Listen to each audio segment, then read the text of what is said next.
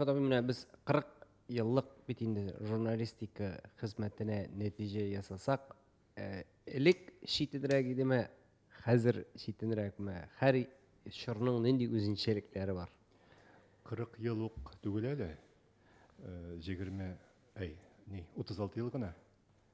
Әле 40 елга җитәсе бар. Оңгысы җитеп буламы? Белмим, мин бит журналист кеше түгел, мин укытучы. Элегрәк мин әле журналистиканың нәрсә икәнен дә белмичә журналистикага килдем. 84 елда Равин газетасына. Аннан соң 3 елдан соң Казанга чакырдылар. Мин журналистиканың нәрсә икәнен белмидер идем. Элек әлбәттә кызыграк иде. Совет чорында дип әйтмим. Менә минем эшлек башлаган елларда дип әйтмим. Менә 90-нчы елларда демократия чорында. Ул вакытта ирек иде. Без анда теге ниндидер мин мәсәлән Минтимер Шәриповичны тәнкыйть итәрем үзенең программаларымда. Минтимер Шәрипович анасы миңа рәхмәт әйтәдер. Менә шушындый демократияле вакыт ул бит аның интервьюда биргәне бар.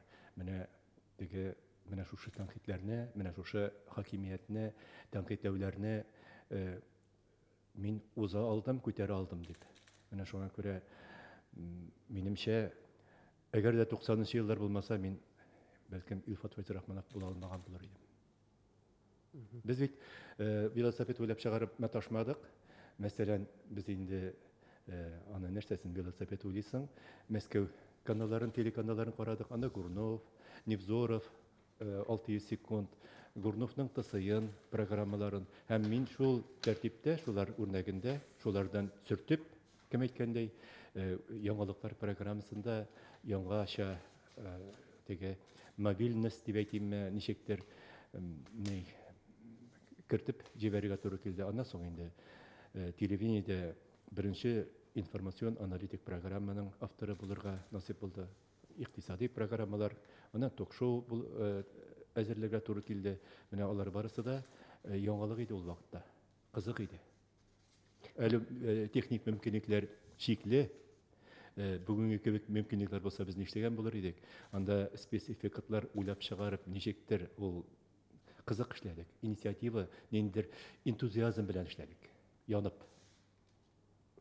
Менә цензура булган чорда да эшләргә туры килгән бит инде. Хәзер менә еш кулланыла торган сүз, менә цензура бар дип әйтәләр. Цензура нинди иде ул? Цензура, Совет чорындагы цензура, менә бүген цензура юк, ләкин бүгенге цензура ул Совет чорындагы иркенлек түгел. Совет чорында әгәр дә бер хезмәт иясеннән килгән хатны тикшермәсәң, анда заводның генераль директоры я берәр колхоз председателе, райком секретары сиңа комачау итсә, обкомга без шикаят итә алатырык. Менә хезмәт ияләренең неен тикшерергә безгә комачау. Ул вакытта бит аноним хатларны тикшерә идек. Һәм нинди генә тапшырулар чыгармадык. Әлбәттә, аның кысалары бар иде. Цензор бар иде. Ул киләдер безгә ничә төштән соң бөтен паспортларны, программаларны карап, әгәр дә видеолар булса, видеоларны карап китә иде. Ләкин ул цензор түгел, завод исемнәрен чыгарырга ярамый. Анда, мәсәлән, теге авиация заводында кашык җитештерәләр иде. Без кашык цехларын күрсәтә идек. Казан өстен теге түбәләрдән төшерергә ярамыйдыр иде. Андый кадрлар алырга ярамыйдыр иде. Ул ниндидер хәрби максатта булгандырмы? Белмим. Бүген менә һәрбер 3 кешелек оешмада президент һәм аның матбугат секретары бар. Һәм син шушы журналист, шушы матбугат секретары аша гына аннан ниндидер җавап ала аласың. Һәм ул синең ала башлагач, синең җавабың ул кайдадыр эленеп кала һәм синең түземгә бетә, син җавапсыз каласың. Бүгенге цензура юк, ләкин бүгенге волокита, безнең канцелярский теге бюрократия, ул цензураны алыштырды. Совет чорына караганда да цензура көчлерәк булып дип әлбәттә, әйе. Ул цензура дип аталмый, ләкин менә шушы бюрократик әйбер артына яшеренде түрәләр. Һәм менә шул ук Эчке эшләр министрлыгыннан булсын, башка ведомстволардан булсын җавап алу өчен шактый тырышырга кирәк була. Судка бирегез диләр, җавап бирмәсәләр. Ләкин ул судны ничек итеп биреп бетәсен, каян беләсең. Һәм дөресен әйтергә кирәк, менә бу ул бит ней, менә бюрократик әйбер, ул бит менә теге хәзер бит законнар каткылана, журналистның җаваплылыгы да арта. Һәм ниндидер хәзер яла ягу, хәтта җинаять эшләре дә ачарга мөмкиннәр, әгәр дә син җайсыз журналист булсаң. Заманында менә Совет чорында эшләгән кеше мин. Ул вакытта журналистның сүзе ой сүзе иде. Анда журналист анда ватаным Татарстандамы, или телевидениедәме берәр әйберне тәнкыйтьләсә, аны җигерә, мәтәлә кадала төзәтәләр иде. Анасын хәтта запрослар да җибәрми идек. Безгә шушы оешмадан, шул ук түрәләрдән җавап киләдер. Без моны төзәттек дигән хисап, отчет. Хәзер нинди отчет алганыгыз бар? Бу ничек килеп чыга? Без әйтә хәзер киресенчә бу заманда ирек заманы дип әйтәбез, демократия чоры дип. Совет чорында яхшырак иде дигән нәтиҗәгә әйләнеп кайтабыз моны. Юк, алай дип әйтмим. Ул демократия бүгенге көндә аның демократияның икенче үзенчәлекле демократия. Аны кайчандыр маташтылар идарә ителә торган демократия, управляемый демократия дигән сүз янында идарә ителә торган сүз бөтенләй ябышмаганын аңлап булмый аның. Әлбәттә, менә Совет чорындагы икенче, ләкин мин Совет чорын кайтуын теләмәс идем. Ул демократияның кайтуын теләмәс идем. Чөнки анда без билгеле бер кысалардан. Мин хәтта менә яшел журналист, әле беренче аякка басам, газета теле, радио, матбугат теле аерым, үзебезнең тормышыбыз, яшәешебез, реаль тормыш икенче төрле. Ул реаль тормышны язарга ярамый дигән әйбер кирип утырды минем башыма. Һәм тормыш бөтенләй икенче, без язабыз. Мин әле хәтерлим, Татарстан радиосыннан тыңлаттылар ул сюжетымны, репортажны. Курса авылыннан бер сыер савучыны турында зарисовка ясадым. Мин Аша радиосында эшлидем, аны Казан радиосы, Татарстан радиосы да тыңлатты Татарстанга. Мин менә булай дип яздым. Бер кыз, анда бит инде мәктәбе белән паспорт бирмичә фирмада калдыралар. Аны әле мактыйлар, комсомол путевкасы фәлән, менә шушындый теге 200ле яла ягылган теге ниләр, әйберләр, тормыш менә шуңа күрә җимерелде дә инде Советтар Союзы. Һәм бу кыз Казанга киткән ничектер, качапса булсамы, шунда нәрсәдер проблема булыпмы, авылга кайткан киредән. Мин ничек дип яздым менә репортажда. Менә исемен дә оныттым мин, бәлки исән саудыр, күрер. Менә нидән кайт, башкалар белән озын берлек эзләп, ул да Казанга чыгып киткән иде, ләкин анда түзмәде, йөрәге түзмәде. Ул монда сыерларын сагынып кайтты, фирманы сагынды. Ул анда менә кайтты да эшләргә кереште, туйганчы эшләде. Хәзер менә шуннан фирмадан кайтып керми, аның бәхете, ул бәхетен фирмада тапты. Менә бүген без ясак, теге нәрсә дип әйтергә кирәк инде, бәхетен шушы тирис арасында тапкан дип әйтер идек. Менә 200ле менә шушы ясалма язу бар иде ул вакытта. Хәзер бармы бу әйбер, күрәсезме? Хәзердә бар. Менә син бик теге перспективалы әйбәт язучы, журналист үзең, синең зәвыгыңга, ихтыяҗыңа туры килә торган язмалар күп укыйсыңмы? Укый аласыңмы? Татарча булсын, русча булсын, юк бит. Журналистлар күбәйде, журналистлар бик аз иде. Алар берәгәйле иде. Хәзер күбәйдек, ләкин яза белмибез. Кызык түгел. Укырлык әйбер табып булмый. Мин инде газеталарны актарам, беренче баш исемне карыйм һәм авторны карыйм. Әгәр дә баш исем лектор булса, укыйм, автор лектор булса, укыйм. Шуңа күрә ни инде үзебездән тора барысы да. Менә сүз иреге юк дип әйткән кешедән инде мин гел әйтәм. Телеэфирларда да әйткәнем бар. Сүз иреге юк дигән кеше, менә журналистлар, сез бит инде шәхси газетада эшлисез, сездә ирек, без дәүләт нигендә, бездә ирек, алай түгел. Мин әйтәм, кайсы сүзеңнең кысканнары бар? Кайсы сүзеңне бирмичә кискәннәре бар? Әйтә алмыйлар. Сүз ирек юк, язмагач ирек юк инде ул. Язарга кирәк башта. Язасың да, соң һәрбер газетаның умырткасы була, уставы дигәндәй, теге кайсыдыр ниләр, теге линиясе. Әгәр дә бу редакциядә үтми икән сюжеттың, язмаң, рәхим ит, безгә китер, анда Акчарлакка китер, ирек мәйданына китер. Берсе алмаса берсе ала. Кемнең сүз иреге юк дип, сүзен белмим. Ирек бар ул. Бюрократ менә әйткәнемчә, теге ниндидер мәгълүмат табу өчен, информация табу өчен кыенлыклар бар, ләкин ирек бар. Менә нинди материаллар, бармы шундый материаллар китерәләр, сез чыгармыйсыз? Экстремистик материаллар китергәлиләр. Яшер моторын түгел, милләтчеләр дә теге бик артык, теге өлкән кешеләр дә безгә бит хатлар бик күп килә. Язалар, анда әгәр дә экстремизм, нәрсәдер, ниндидер теге шовинистик нәрсәләр була икән, ул материалга бездә урын юк. Журналист булсынмы, безнең укучыбыз, авторыбыз булсынмы, әгәр дә юридик проблемалары булмаса, темасы булса, бөтен материалда чыга бездә. Булай бер генә журналист та әйтә алмый, бер журналистның бер язмасы чыкмады, чөнки ул дөрес мәгълүмат эшләмәгән иде. Юк, менә монда кемдер сүз әйтер дип чыгармау хакында бара. Юк. Мин телевидение эшләгәндә дә җитәкчеләргә авыр кеше булганмындыр. Мине авыр кеше дип әйтәләр. Дурак дип әйтмиләрдер инде. Мине теге мин бит инде баш редакторда булып эшләдем. Безнең яңалыклар программасында, русчасында, татарчасында булсын, журналистның материалын чүплеккә аткан булмады.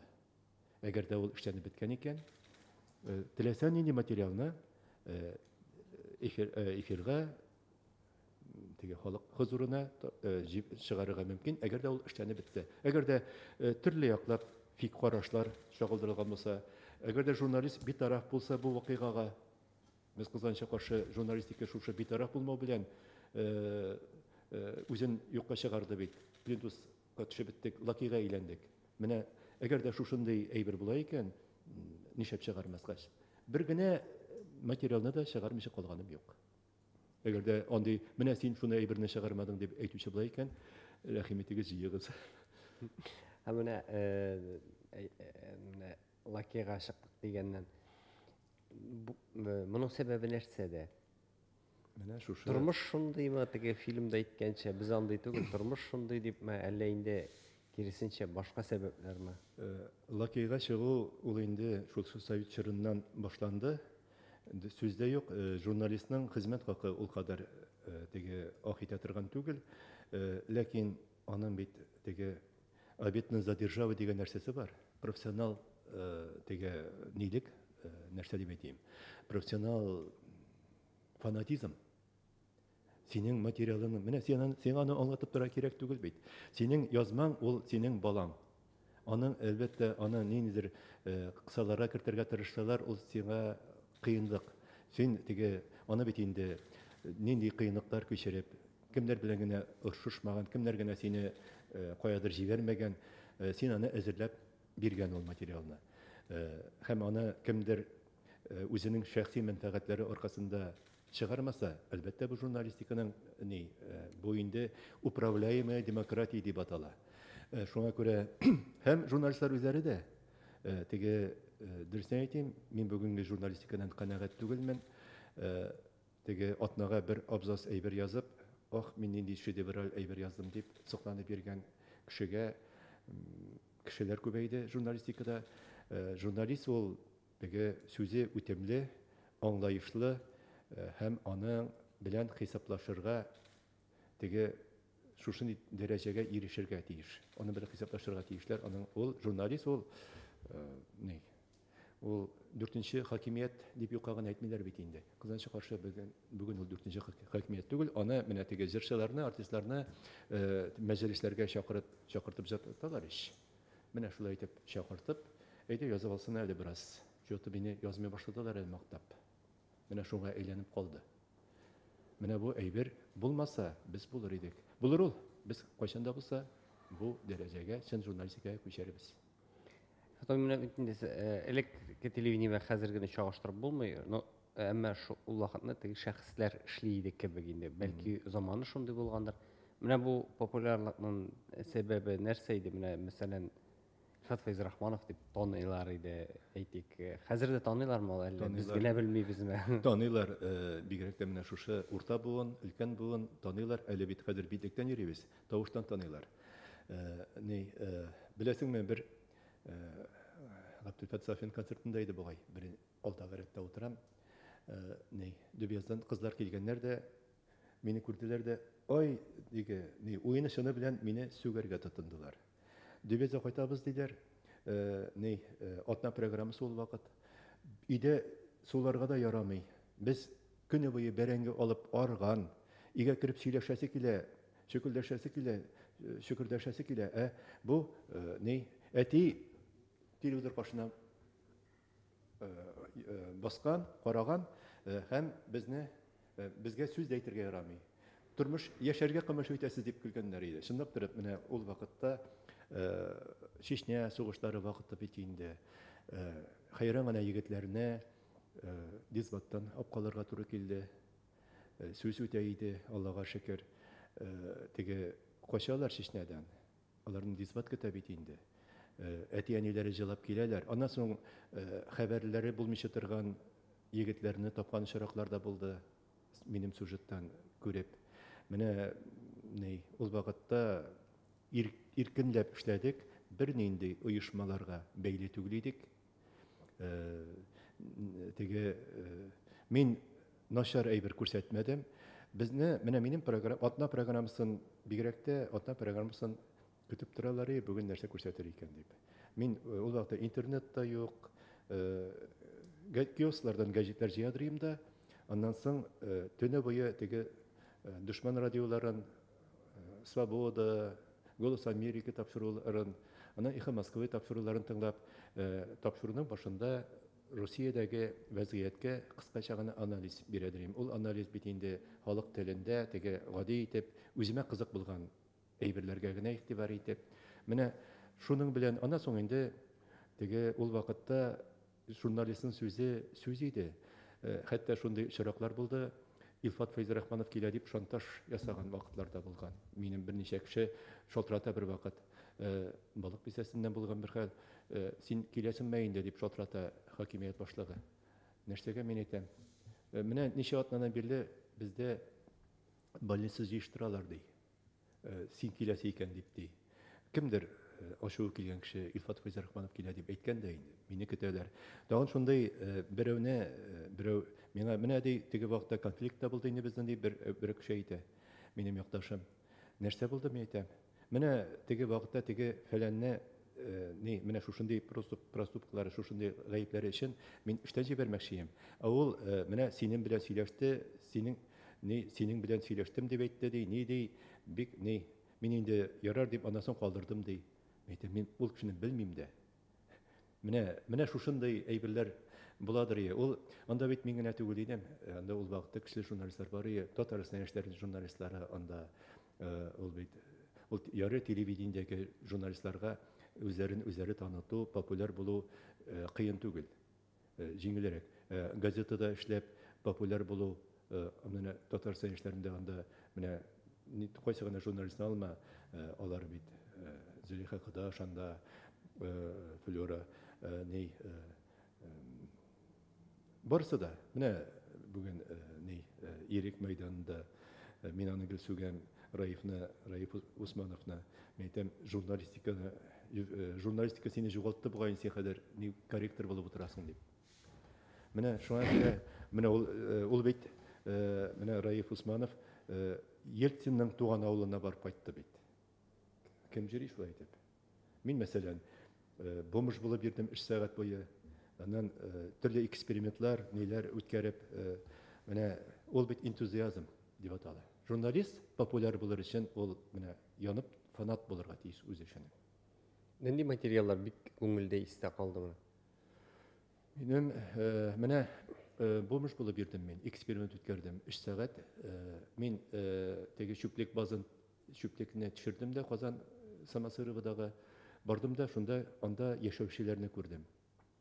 Һәм алар булай гына интервью бирми, алар бик кыйммәтле интервью бирүчеләр. Аларга бит инде шәргә одеколон аларга акча биреп, мин алардан интервью алдым да, һәм миндә шушындый фикер туды. Булар ничек аяк шушы хәлгә төшкән? Ул үзем чыгып карарга булдым. Менә шуның теге нигән шуларның тиресен ябынып карарга 3 сәгать дип сөйләштем. Иске киемнәрне киеп, чиракта аунап, гримнар салып, 3 сәгать Мәскәү базарында, аннан соң тимер юл вокзалында, Бауман урамында жүрдек. Әлбәттә, миңа бик бирәм дип тормадылар садака, чөнки күзләрем ут уйнап тора, ул бит ниләрнең, бомжларның, эшкечеләрнең күзләре тонык. Алар мескен кыяфәттә, минем күз бөтен җирем пычрак булса да, не булса да, күзем не такой бугай, работать надо дип кенә җибәрәләр иде, бирмәделәр. Жалко, конечно, акча җыя алмадым. Бу минем бизнесым түгел диген аңладым. Ләкин менә 3 сәгатьне кешкә түздем. Гомумән бик анда таныш кешеләр чырады, танымадылар, әлбәттә аны исемнәре белән дәшкәч аптырадылар инде. Кайткач, менә юынам. Чиста киемнәр кигән ичендә мин. Менә ничектер, менә психологик нидән юынып бетерә алмадым. Һәм тапшыру бик кызыклы чыкты. Беләсеңме, журналистиканы икегә бүлдем. Менә шул вакытта эй, Илфатовый, пиар артыннан йөрисең, нәрсәгә кирәк инде бу сиңа? Диде бер төркем. Һәм икенче төркем, белмәдем, мин дә чыккан буладыр ием. Мин кызык иде, мин дә язадыр ием. Менә әле Гөлнара Сабирова, ватанымның бүген редакторы, ирле хатынлы булып биргән булыр иек дип тә җибәрде. Менә шушындый, менә икенче төркем, алар инде күп түгел. Алар булдыклы журналистлар, алар танылган журналистлар. Беренче төркем шул теге шыраклы журналистлар. Менә тәнкыйди материалларга килсәк, менә бит инде судларга да йөрергә туры килде белүемчә, аларның иң истә калган андыйлардан кайсысы? Күп булды судлар күп булды. Мин танышканда яши алмыйм, наверное, мөгаен пандемия аркасында микән узган ел бер судка документлар әзерләнә дигәннәр иде. Ләкин безнең бөтен документларыбыз бар. Пандемия аркасындамы, ничектер ул суд булмыйча калды. Булмыйча кала торгандырмы инде Айгөл Закированың материалы буенча. Булай елга бер тапкыр судта булабыз, әле отылган юк. Менә бер материал буенча без булай килешүгә килдек. Балташ районы бугай, Күкмара районымы. Анда нахакка гайып тагып бер егетне кипет баскан дип утырттылар. Һәм бөтен алибилары бар, моны нахак не инде. Без якладык, бөтен юридик яклардан, ниләрдән, хәтта ниләргә юристлары белән имтиязлы туганнары, һәм беләсеңме, була бит шундый сыйык кешеләр. Теге андый кешеләрне якларга да кирәк түгел. Аларның урыннары шул нидә, нәрсә дип әйтим инде, свалкада. Бу җегетне әле тагын чыккач, тагын утыртырлар. Бу мин акливитал дип, полицияне акливитал дип күрсәтмәләр биреп, бу гаепле булып калды. Моны моңа ondan sonra şartlı bирделәр бугай, шартлы срок, һәм без бит инде суд карары бар, без судка кадәр яздык, гаепсез ул дип. Һәм мин ахырга кадәр барам. Чөнки безне бу җегет акривитал булып чыга дип бармакчы, безнең юрист алай итмәс, бу күпме вакытың исраф була дип. Тегеләргә дә ни генә кирәк иде. Кичкенә генә Мин аны кичкенә генә әйтеп язмадым, әйбәт әйтеп яздым. Менә без шушылай булгач, шушындый шартларда кешене якла дип. Чөнки нинди генә шартлар булса да, аның хәтта ул малайның туганнары да гафу итенде бездән, без белмибез ул нинең шул кадәр измә булырга ярамый дип. Очрашасы, күрешәсе бездә килми, без элемтәне издек диделәр. Менә шундый шыраклар бар инде, ул телефоннан ядаган шыраклар булды. Аннан соң телевидениедә дә мин тыныч эшләмәдем инде. Мине хәтта бер вакыт проф Негодин дигән ярлык белән эштән дә җибәрмәкчеләр иде. Аннан ярты елдан соң Бәллүр Каләмнең беренче ниегенә, беренчесе birinci Bellur Kalem'ne gel nasip buldum 4 yıldan soň 4 yıl elek min professionallıktan yoraksız Vatanım Tatarstanda kiçkinegine hat bastırıp mene şuna ölgü itip alıp min köp interwýler buldy indi mine bit bir taraf bulgan kişi yok birisi göre almay ikincisi ne mine maktap toy almay diýip etme indi mene ýokşa münasebetde mine bir taraf bol almylar Mine yanawlar dip ettiň nerni sebepli yanaganlar edi? Rayon jetekçileri tarafından ol, yugarrak jetekçilerden. Onun 97-nji ýylda mene şuşy sutlaşy bergen wagtda sutlaşa kiri gaýtdy menim 4 ay barda sut min taksawat etip maşinamda taksi bulup gaýlamna tuýdurdym 3 bala 3-nji balabys tudy mene şulay şoňa görä bik awır wagtlar buldy sutda min otdum hem meni bütün vazifalardan aldılar, ekrandan aldılar, benim tapşırılarımı yaptılar. Mene gelişip bitip bulmadı indi ul wagtda jetekçilik bilen diýip aýtayım mene men bitbeysiz. Min tege görsetme boýunça yaza almaym, makty almaym. Hem görsetme boýunça tänkit ise kişini tänkitlemişe kaldıra almaym. Mene şul awırlyk bulgandyr indi. Hem şoňa görä mene şul wagtda telefondan şaltyratyp ul wagtda hali kerazli telefonlar ýok, kise telefonlary. Ul wagtda telefondan şaltyratyp uzak ýaşysy kalmaganlykny kisetdiler. Şüpekden tabasalar diýip aýtdylar mene. Elbetde gaýlany saklarga gaýla üçin bir şyldym. Kim bilgen ul wagtda bik tege uram şantrapa wagtlary, narkomaniýa wagty, gruppirovkalary wagty bik minali hatda balalaryny Kazanda östirip bolama raýonga gana gitme diýip de ulagan wagtlarym boldy. Çünki bik ne wagt ol banditlar zamany. Şul birer narkomanga nerseler bireler de garip etip kaldırsalar. Sumkama şükiş tagy berdim, gaz balonlary tagy berdim. Hatan bilen balalarına alar 155-nji mektepde okuýar edi. Özümiz Sovet raýonunda ýaşaýbys. Indi Sorgareýew şol wagtda direktor idi. Tizrek gaýtaryp jiber. Ýokda wagtda menim hatan ol mektepde gonyp dönüp işli. Ol şunday pedagog.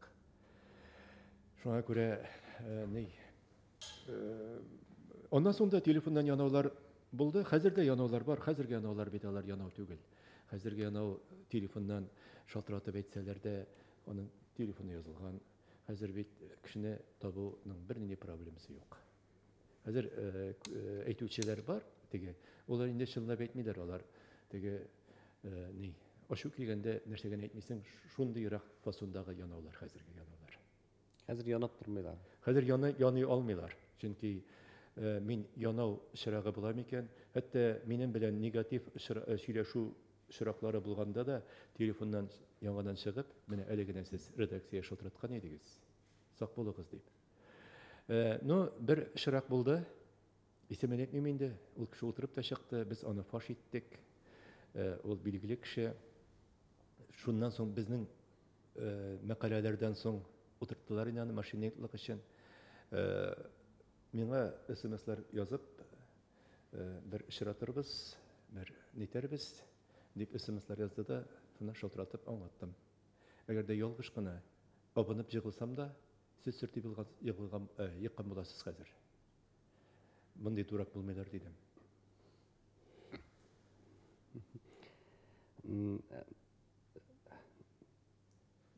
Mene häzirgi wagtda şuşunday tanqidi materiallar şuryma tatar matbugatynda siz özüňizge şurtasyňmy şunday tanqidi materiallaryny. Ondan soň şuşulay jetekçiler şunday kararlar kabul iterlik. Onday tanqidi materiallar elekege kebek. Mene islah programmasy bar idi. Qybla programmasy bar idi. Mene onda özümde bik eşeke bulgamyn eken diýip fikir ýertem.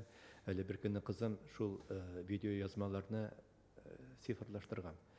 Ezrekkine qarab aldım. Onda hatta bir süjettan soň bir rayonның хакимият башлыгын алдылар. Указ белән, бит ярым указ белән. Минтимер Шәрипович. Менә минем тапшырудан соң, мин тапшыруны шулай төгәлләдем. Миңа бик каты элемтәгә чыкмакчы булалар. Анда бәгъдә әйткәннәре саллыгына бүләкләр дә. Мин аларга әйтем, алтын илеп торса да, өстенә алып чыгам, миңа хәрәм кирәкми дип. Менә сүзебез үтә торган ниләр, мин аны бер ай эшләдем ул материалны. Тапшыруны тәмамладым. Әгәр дә шулай дәвам итсә, басам. Тапшыруның икенче сериясын әзерләячәкмен. Анысы белән прокуратура кызыксыначак дидем. Дөрестән дә бу эш белән прокуратура кызыксынды, ләкин бездә барда җиңел генә дә кытылып була. Ләкин ул кеше миңа әйтте, үпкә сакламыйм диде. Һәм менә телевидениедән соң гәзиткә китүе авыр булмадымы? Һәм ни өчен безнең гәзит? Гәзиткә китүе менә булай булды ул. Анда 2003-тә ачылды ул, әле мин телевидениедә эшлим, әле ток-шоулар, программалар алып барам. Ләкин шунсы анда телевидение ул электә нинди генә демократия, нинди генә ирек булмасын. Әнә шул камера, оператор, режиссер, башка анда коллектив белән бәйле. Нинди генә ирек булса да. Анда кайсыдыр берсе ничектер нәрсәдер эшләп бетермәсә, ул инде теге проблема. Шуңа күрә минем иркендә эшлисем килде. Телевидениедә кызык эшләргә, гәзиттә рәхәт, җайлы. Чөнки кайтасың, әйбәт итеп теге камераларга неләргә төшерәсе түгел, хәзер теге диктофонга яздырып алдың, проблемасы булмасын өчен. Ни өчен безнең гәзит? Без җегетләр белән, дуслар белән сөйләштек тә, исемен без дип куясыйк. Теркәтү оешмасына ул вакытта филиалы гына иде. Барган вакытта без гәзит, без мен әйтәм, алай булмый инде. Безнең гәзит, газета дигәне, мен әйтәм, татарчарак булсын әле бу гәзит, керәшеннәр дә ярата, керәшен сүзе булсын, татарча булсын, безнең гәзит дип барганда гына, трамвайда барганда, шунда каядыр, шунда транспортта барганда гына башыма килгән уй ул минем. Безнең гәзит. Ләкин аның файдасы да булды, зыяны да булды. Чөнки безнең гәзит белән ничек таныштыгыз дигән конкурс оештырган идек. Шунда нәрсәләр генә язмадылар. Берәү язган, почтальон белән очыштык әле. Нишләп миңа безнең гәзитне китермәдең? Китердем ич инде, нишләп миңа район гәзитен китерәсең? Ник безнең гәзит дип сорадыңыз дип, район гәзитен яздырып. Аннан соң берәү менә исемә төште. Анда безнең дин бите бар. Һәм астына язып, анда дин әйберләре чыкса, астына язып куябыз инде без. Бу битне җыртып алып, я яндырыгыз, я нәрсә алына бирмәсен дип. Бу гомуми бәдрәфкә кергәндә итегендә шул язуны күргән. Һәм шушы гәзитне коткарган. Шу шүпчилегеннән. Коткарганда нинди гәзит икән бу караганда безнең гәзит. Шуннан соң нинди гәзит икән, шуны без менә төрле чыраклар бар безнең гәзит белән ничек таныштым дигәндә. Болай телевидениедә мин аны теге үзебезнең программаларга спонсор булып, акча түләп кенә рекламаладым. Почтальоннар арасында әйтәләр, Илфатны без бушлай гына карыйбыз, башка гәзиткә язалабыз дип. Шуңа күрә теге өешеп китү җиңел булмады. Авыруларга дучар булдым. Бурычларны машина сатып түләргә туры килде. Шуңа күрә 2003 бик авыр ел булды. Мин шушы авырлыкларны, ритмны күтәрә алмыйча, хәйран гына больницаларда ятып, шуттан гына инвалид булып калмадым, инсульт кичереп. Менә хәзер бит инде гәзит үз йөзен тапты, танылды. Һәм шундый инде берничә соңгы елларда шундый сүз бар инде, дистә еллар дип әйтергә була, гәзит бетә дип әйтәләр. Беттеме? Юк, мин менә чит илләрдә булырга туры килгәли, кайчагында анда кәгазь гәзит укыйлар. Шул ук Төркияне ал. Без Төркиядән әллә ник зур артка калмаган дип саныйм мин үзебезне. Европа илләрен әлбәттә анда теге иясенә тапшыру, гәҗитне вакытында хуҗасына тапшыру, укучыга тапшыру, ансы система языл ниткән. Безнең бит почта бик начар эшли. Ул безнең гәҗит әле газеталар бетмәс иде. Менә безнең гәҗит диләр. Ватаным Татарстанда чыгып, безнең гәҗит дип сөйли битенсе, безнең гәҗит сөйли инде. Газеталар бетмәс иде, әгәр дә почта менә шушылай почтада булай бара алмас ни халык менә интернеттан укыйлар инде ул интернетны. Ләкин ни интернетта мин мәсәлән анда игътибарымны җыеп бетерә алмыйм. Әле инде сылтамаларга килеп кирип китәсен, тагын тегесен кая, әле мин сүз башы нәрсә әйт. Ә монда башына ахырына кадәр укып чыгасың, куеп торасың. Безнең укучыларыбыз да әйтәләр. Менә укып чыгабыз да, укыйбыз да, куеп торабыз да, хәтта синең белән талашабыз дип әйтүчеләр бар. Теге фикер каршылыклары. Шуңа күрә ул гәҗит бетмәячәк.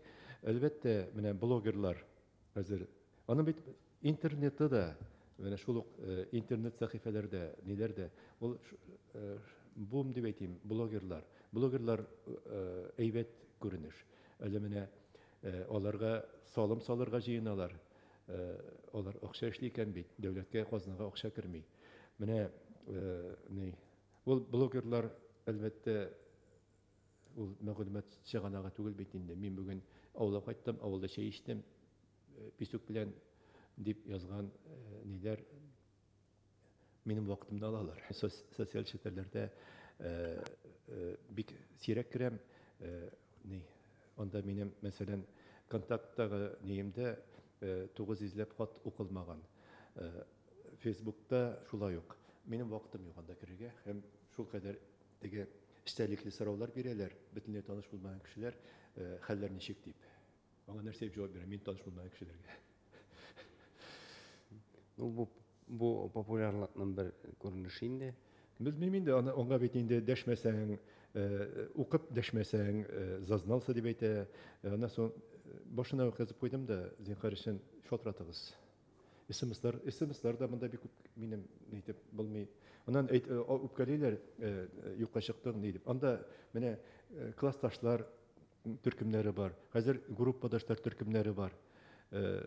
Умартачылар төркемнәре бар. Умартачылар төркемендә әзерәк активрак әле мин. Анда нәрсә генә җибәрмиләр. Мин ул котлауларны, хәйрли иртәләрне теге 15 җирдән теге хәтере тула дип 15 җирдән көн сайын алып атам.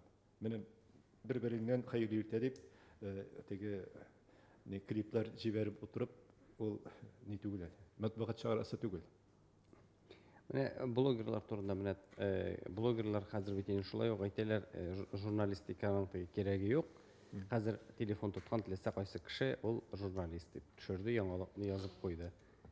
Бер яктан шулай, менә икенче яктан карасак, бездә сәяси темаларга язучы татар блогерлары юк. Нишәп шулай ул? Аны әйтәләр, ул безнең үкчәбезгә басып киләләр, алар безнең киләчәк диләр, ләкин мин алай санамыйм, киләчәк түгел. Менә минем ахырында язып куелган кайда теркәлгәне, теркәлү номеры, мине анда теге берничә экземплярны анда җибәрәләр, һәм мине карыйлар да, мине ничә тапкыр штраф түләттеләр инде. Анда ниндидер менә бер белдерү Тинчурин театрыннан спектакль була дип биргән идем. Яшь балаларның ниен сакламаганмын, хукукын сакламаганмын. Шушындай хаталар анда карап торалар. Мин һәр сүз өчен җавап бирәм. Блогер ул аннан соң әйтәмиш, мин бүген авылга кайттым, анда чәй эчтем. Фәлән апай әле анда минем вакытымны исраф ала. Барыбыз да кайтабыз, барыбыз да чәй эчәбез, писүк белән дәшәбез, бал белән дәшәбез. Шуңа күрә ул җитди мәгълүмат чыганагы түгел. Ләкин алар да кирәк. Кемнеңдер вакыты бар икән, пенсия чыккач, мәгәен бездә шулай утырыбыз. Но кемнеңдер вакыты бар икән, утырсын, шуның белән вакыт юансын, аны тыярга ярамый. Менә без монда бирдек мәгълүмат бу санда. Блогерларга налог салына дип. Менә нәрсәдән һавага гына салмыйлар инде. Мин мәсәлән ул әйбергә каршы, ул ни аның сәясәт блогерлары дип, сәяси блогерлар дип безнең гәҗитне дә әйттеләр. Татарга сәясәт кирәк түгел дип. Аңа җыр бию генә кирәк дип. Ул электән телевидениедә мәсәлән 70% теге мәгълүмати тапшыруларга, сәяси тапшыруларга игътибар аз иде, 70-80% җыр бию иде. Татарстан телевидениесендә программа.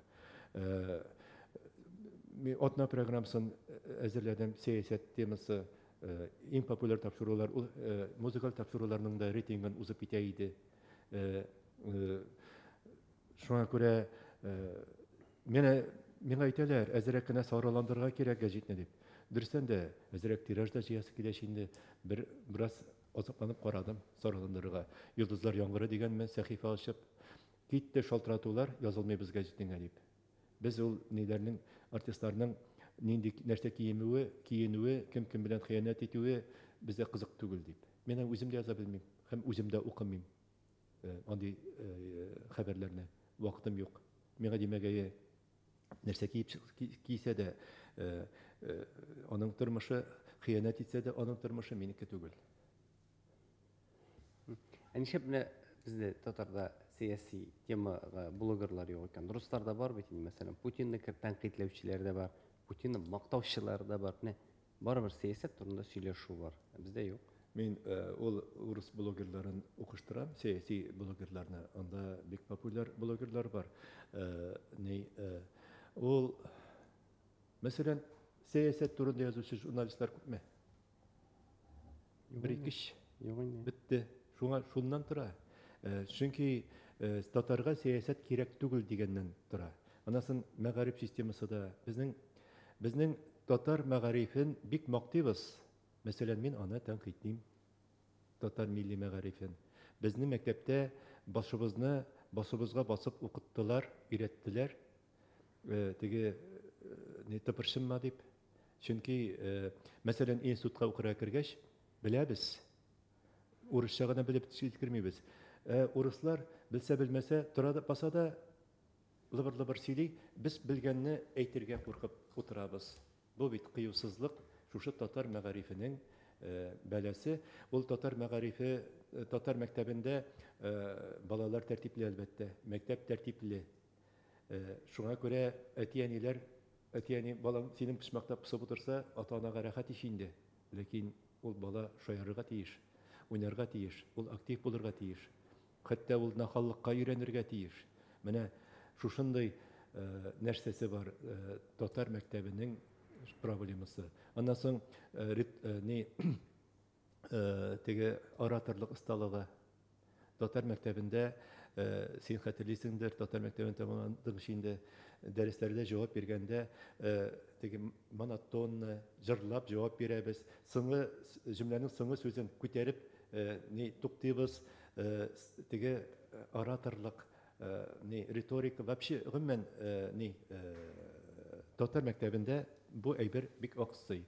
Мәсәлән, мин бүгенге журфакка да бик дәгъвәле.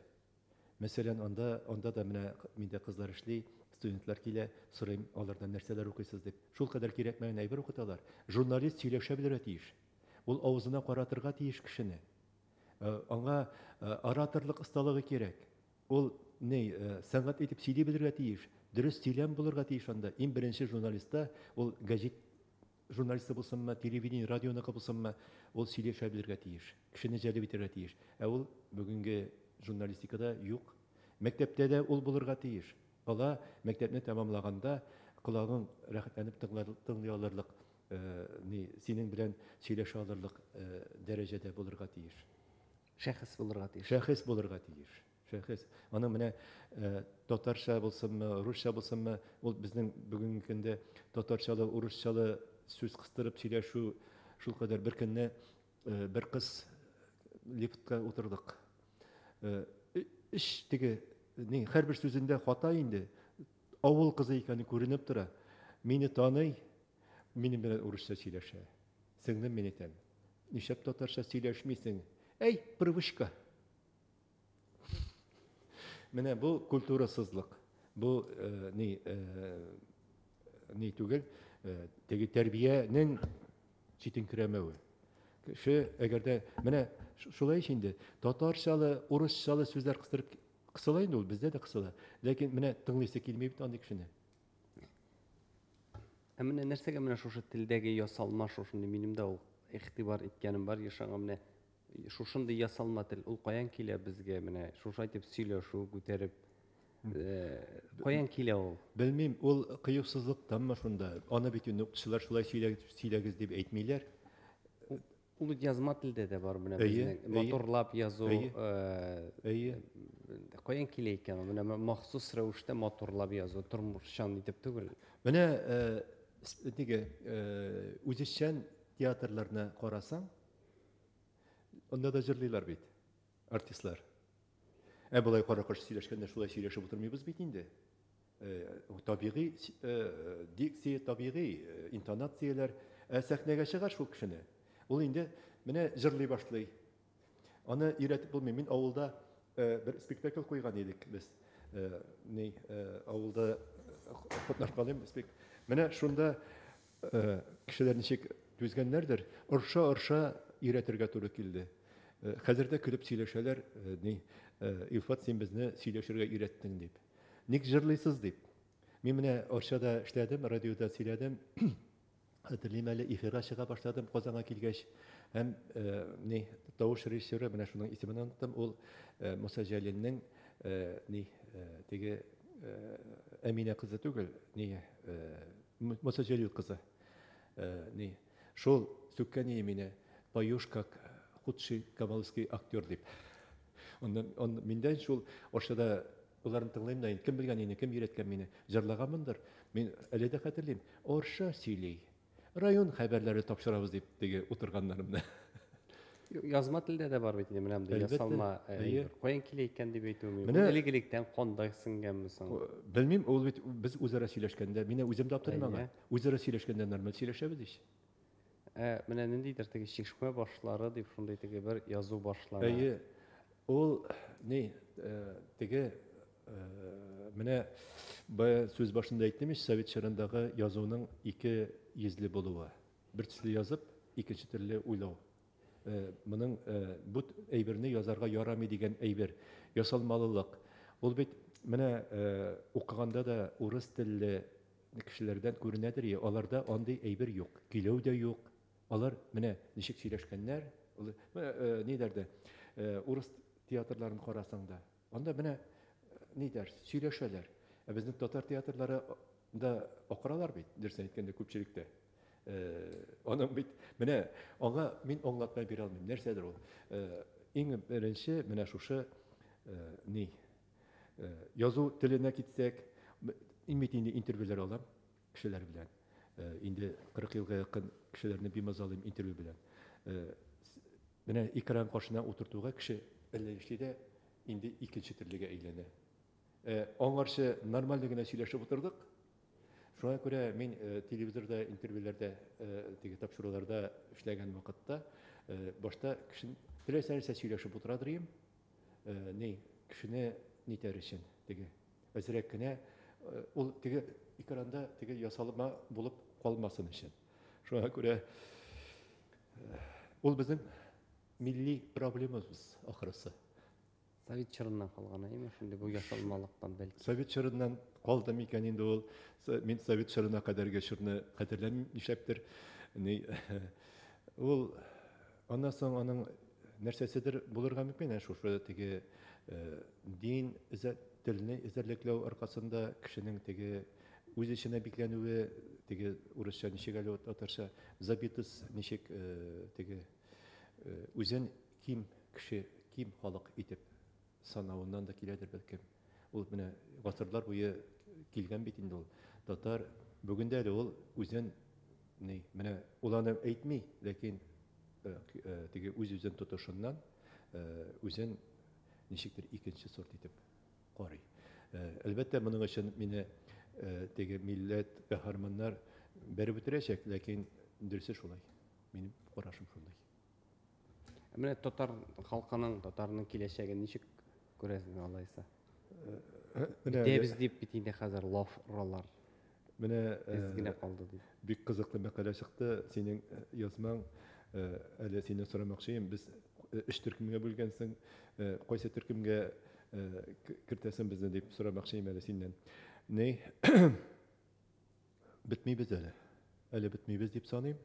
Ләкин проблема җитди. Җиттилеген мин үземнең мисалымнан китерә алам. 4 анагым бар хәзер, Аллаһка шөкер. Улымның ике улым, кызым һәм улым, кызымныкы да кызым һәм улым. Кызымның балалары әле Кәримнең теле ачылып кына килә. Ну, урысча инде кызымныкылар. Улымныкы 5 яшь, кызым татар кызы. Ансы әбисе, карт әбисе барында туган бала, ничектер ансы татарча сөйләшә. Мәрьям кызым татарча сөйләшә. Менә 1нче классын тәмамлый хәзер улым, Мөхәммәд 8 яшь, 5 яшькә кадәр садикта булмады, 5 яшьтә генә садик бакчага барды. Татарча теле ачылды, сафа булса да. Мәктәп бакчага барганда урыс малай иде инде ул. Өйдә татарча. Өйдә татарча була торып, татар мөхите була торып, менә оныкларым урыска кайыра. Алар минем белән татарча сөйләшергә кирәклеген аңлый, азапланалар. Миңа урысча әйтеп җибәрәләр дә, татарча кабат, мин татарча кабатлагач кабатлыйлар. Мин бит балаларны шулай үстердем. Ни татар мәктәбендә татар исе килеп аңкып торган татар мәктәбе иде әле ул вакытта. Хәзерге татар мәктәбе түгел, исеме өчен генә куелган. Ни ул вакытта да татарчага, урысчага кайыралар иде. Үзара сөйләшкәндә һәм урысча телефонда сөйләшәсе булсынмы, нәрсә булсынмы, урысча сүз кыстырсалар, мин колагыма тотынадыр инде. Ой, колагым авыртты, колагым, нәрсә әйттең син? Колагыма шулкадәр бәрде, колагымны авырттыра дип баштарак ышаналар иде. Аннан соң көлделәр һәм татарча сөйләшергә кирәклеген аңладылар. Балалар белән дә татарча сөйләшәләр инде. Белмим, менә шулай, шундый хәл. Шулай булгач, татарның киләчәге Аллаһка шөкер өметле дип әйтергә җирлек юк, без күрәбез. Бер вакыт Рабитави Батулланың ние, кем әле, кечкенә малае, шулнан интервью ала, Гөлнара Зиннәтуллина мәрхүмә. Шул кадәр гашыйк булып, шуннан соң, мен моны язам әле дип. Яза башладым да, мин әйтәм, һәм шулай төгәлләдем мәкаләмне. Без бит моңа шатланырга тиеш түгел. Бу бит штучный экземпляр. Башка юк. Больше юк. Бу шушы бер малайны күрәбез дә без, бер кешене татарча сөйләшкәнен күрәбез дә, сөйнәбез татар яши әле дип. Ул бит башка юк.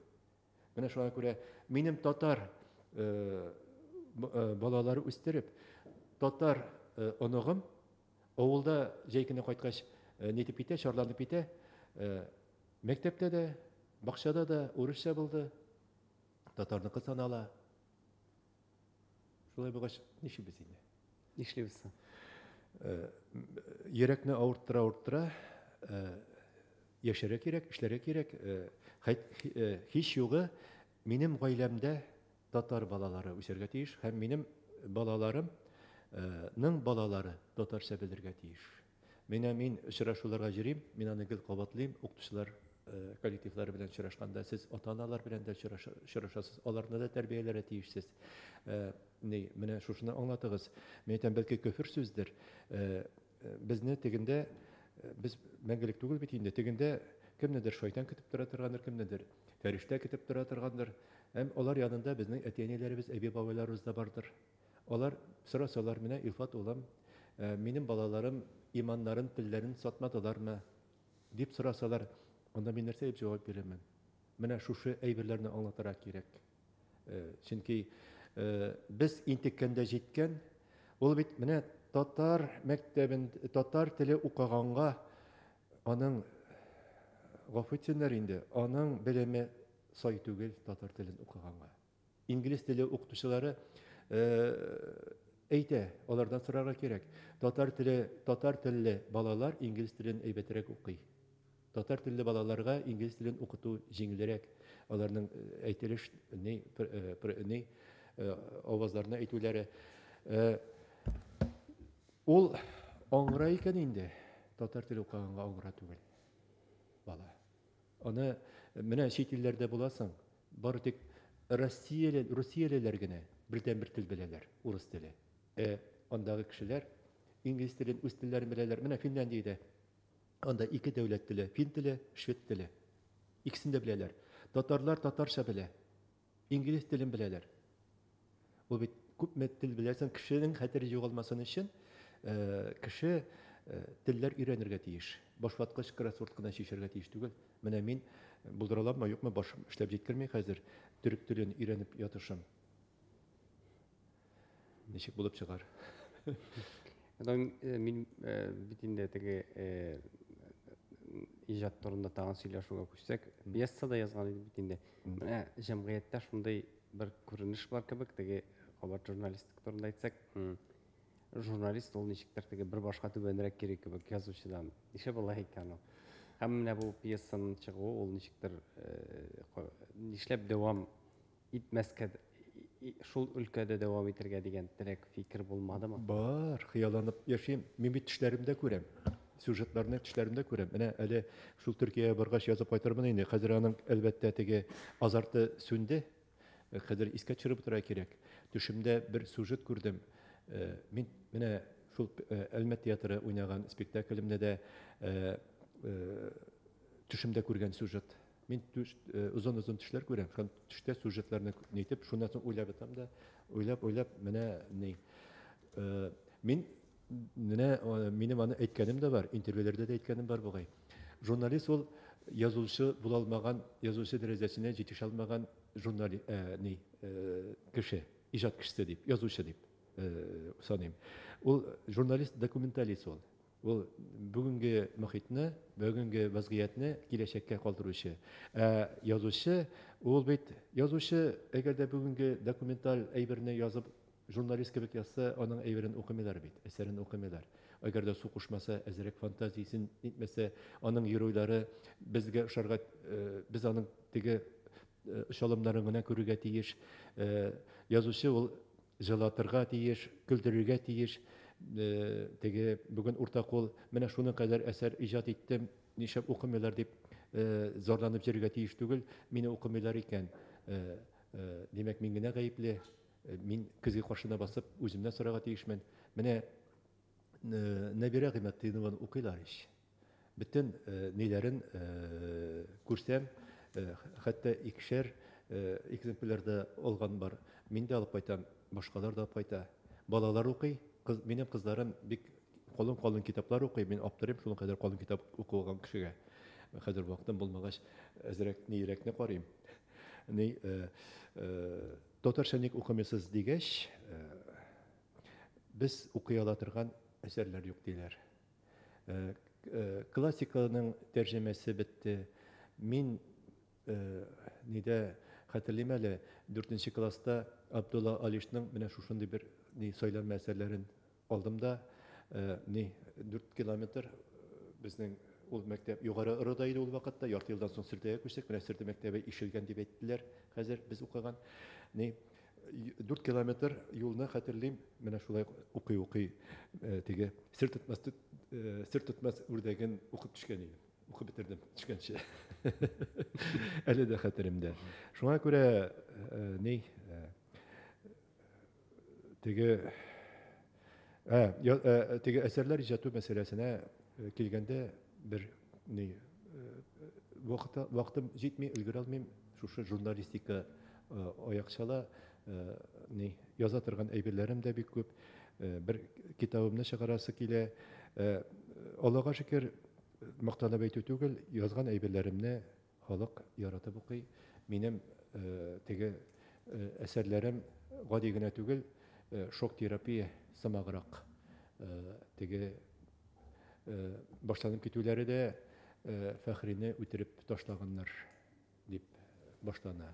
Шуңа күрә менә бик стандарт булмаган әсәрләр, мәсәлән, Бәхетле җеназа дигән бер хикәя, күләмле генә хикәям бар. Җеназа бәхетле була алмый бит инде. Бunda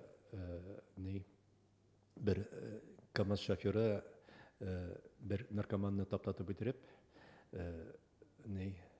шулай ук төшемдә күргән сюжет инде. Ахыр чиктә теге әнисен бик каты җәзалап яшәгән наркоман була. Ахыр чиктә бу ятим шофер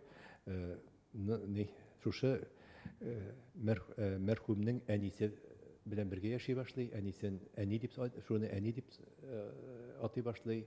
Менә шушындый дигән стандарт булмаган әйберләр. Анда бер көтеп алынган бәхетме, исемендә оныттым инде.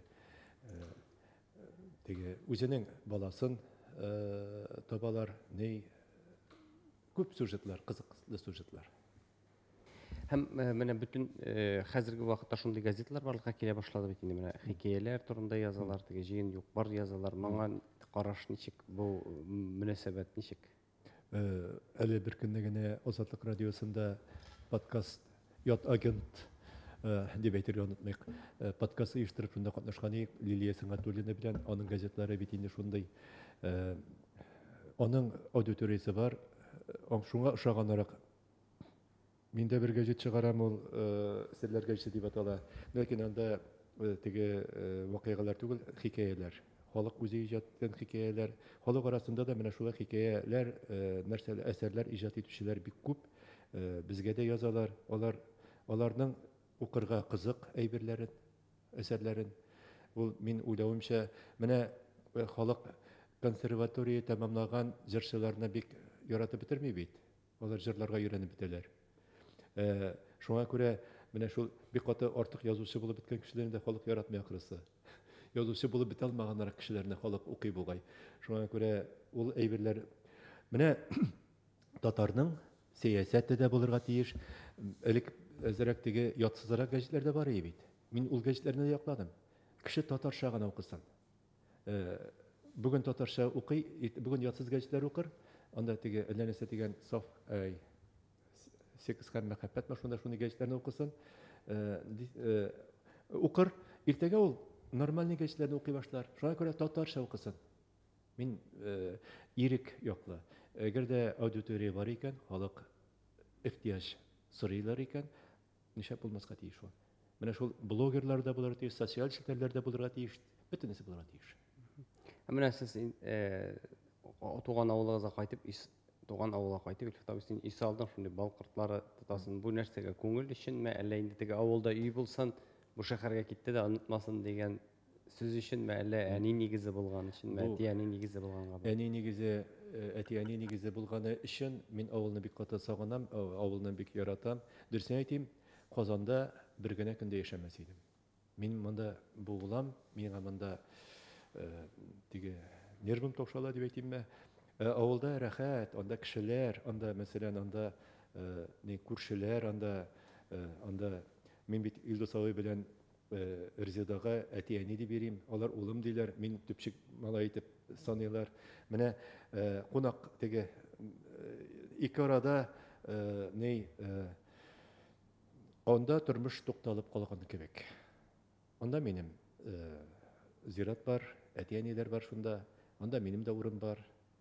Шулай булгач, минем менә чит илләрдә дә әйткәнем бар, içinde булганым бар. Мин бик йөрергә яратмыйм. Миңа тыныч кына менә диңгез булса, диңгез буенда аягын суга тыгып утырырга, миңа беркем комачау итмәсен.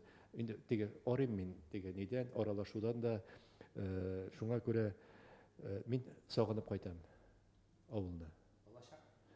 Белмим, балачакны сагынмыйм, балачак минем җиңел булмады. Авыр авылны сагынам. Хәзерге тормышны сагынам. Анда менә ис алып чыктым. Анда менә бу менә нәрсә дип хәзер үкенәм, әнинең иң генә ныгытасы булган, теге баш эшләп җиткермәгән. Ну нишә тәсең инде. Әнинең өйдә тора, үземнең өйдә тора, җир җитә анда. Әле менә тагын яңадан агачлар кайтып утыртырга җыенам. Нинди җиләк җимеш агачлары утыртканымны да хәтерләмим инде хәзер. Әзрәк менә узган ел әзрәк җиләк җимеш бирә башладылар. Слива анда, абрикослар, әллә нинди сортлар, ни ноябрьгә кадәр помидор пешеп утыра безнең теплицада. Рәхәт анда. Мин 7-дә чыгып китәм өйдән, авылда. Төнге 11-дә, 12-дә керәм, менә мондый лампочка маңгаема асып, анда да әле я су сибәм, шуна я нәрсә эшләп йөрим. Балачак авыр булды дип әйтәсез. Нәрсәгә? Балачак җиңел булмады. Мин 7 яшьтән әтидән калдым. Әтисезләргә, аны син беләсең, әтисезләргә җиңел түгел. Әтисезләрне кыерсытырга да тырышалар. Мин 6-нчы бала идем, төпчек бала. Эш күп булды. Әни анасын авырый башлады, авыргалап. Кыскасы, балачакны сагынмыйм.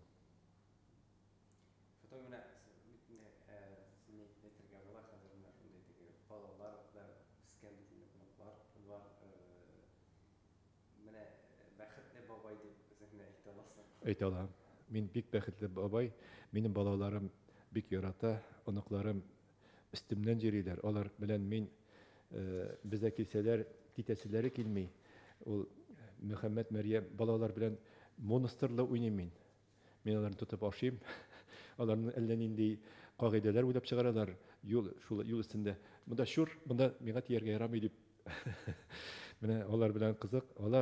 Алар да мине бик яраталар, алар бик каты сагыналар. Бабаем дип кенә торалар. Шуңа күрә мин бик бәхетле.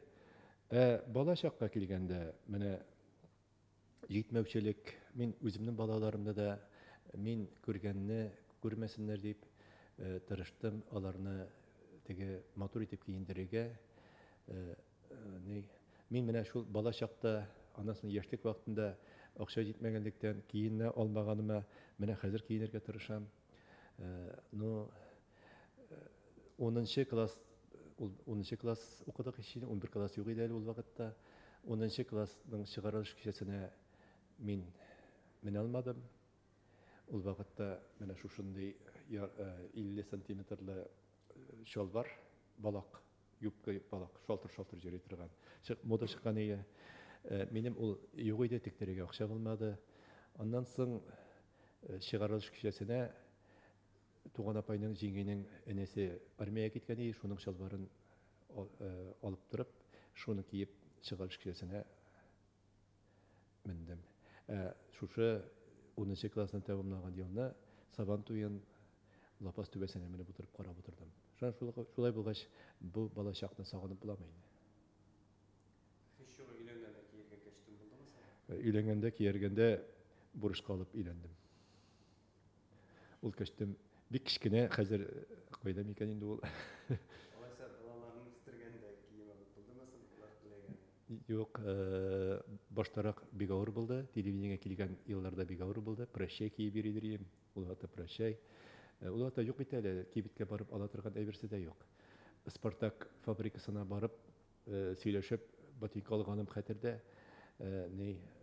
Нигә ул аннан телевидениедә эфирга чыга башлагач, шул елга бер костюм шалбар бирәләр ие. Шуны киеп чыгасың инде. Булай. Аннан мин бит эшем бик тыгыз булды, күп булды. Гонорарлар начар эшләмәдем мин. Бик күп язадырым, эшлидерим. Тапшыруларым бик күп.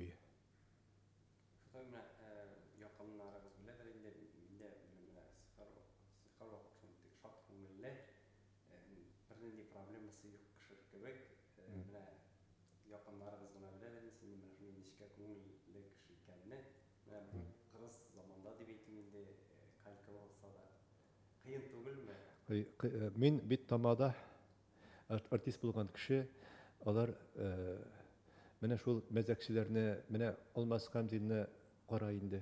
Мәзәкче, пародист, нәрсәләр генә яза. Аның эчендәге дөньясы нәрсә барын беребез дә белми бит.